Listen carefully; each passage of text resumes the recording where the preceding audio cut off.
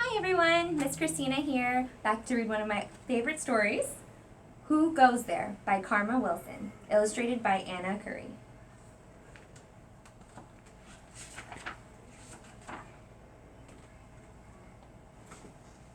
Lewis Mouse lived all alone in a very small hole at the bottom of a very tall tree.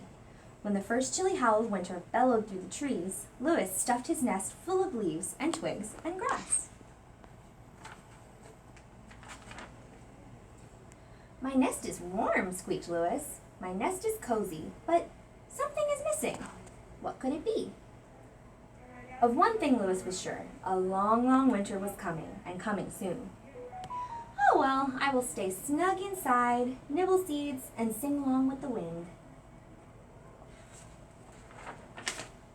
But suddenly, over the wind's song, Lewis heard something he'd never heard before. Scritch, scratch, tap, tap, tap. Lewis shivered. His whiskers twitched. What could it be? Lewis puffed up his chest and roared, "Who goes there? Who could it be? Who scritches and scratches and taps at my tree?" Is it an owl? A great horned owl? A great horned owl who is out on the prowl?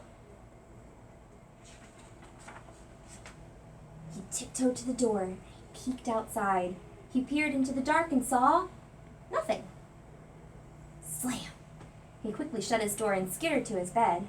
I must try to get some sleep, Lewis decided. But just as he drifted into a dream, scritch, scratch, tap, tap, tap. His eyes popped open wide. He clutched his tail tightly.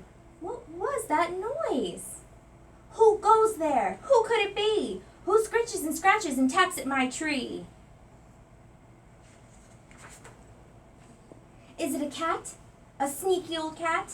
A sneaky old cat who is scratching like that? Once again, he tiptoed to his door and peered into the vast dark night and saw nothing.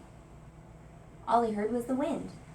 Since he knew he couldn't possibly sleep, Lewis made a cup of raspberry tea with honey. He tried not to think about the strange noises. "My nest is warm," said Lewis, "and my nest is cozy, but something's missing. What could it be?"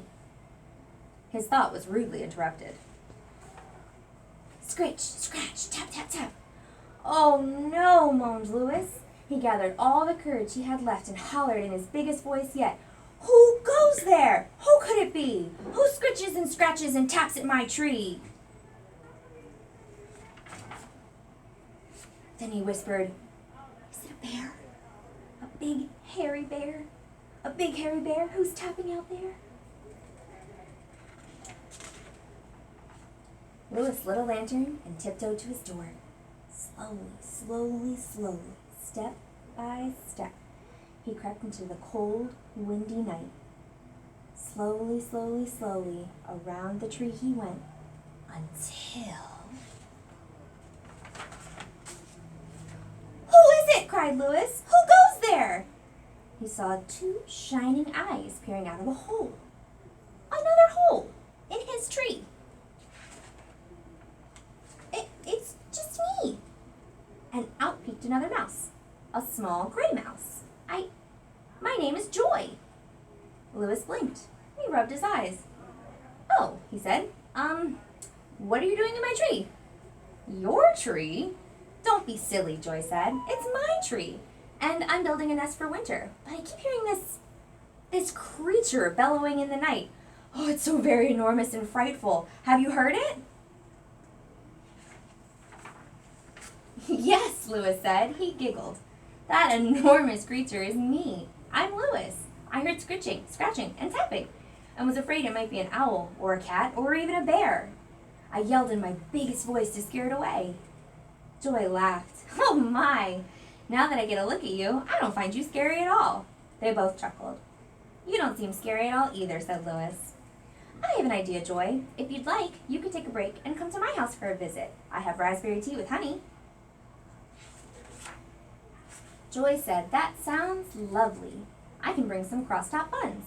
So Lewis led the way to his house. As they sat sipping tea and nibbling buns, Joy looked around at her new friend's nest. "This home is warm," she said. "This home is cozy." Louis smiled. Yes, something was missing. But now this home is perfect. The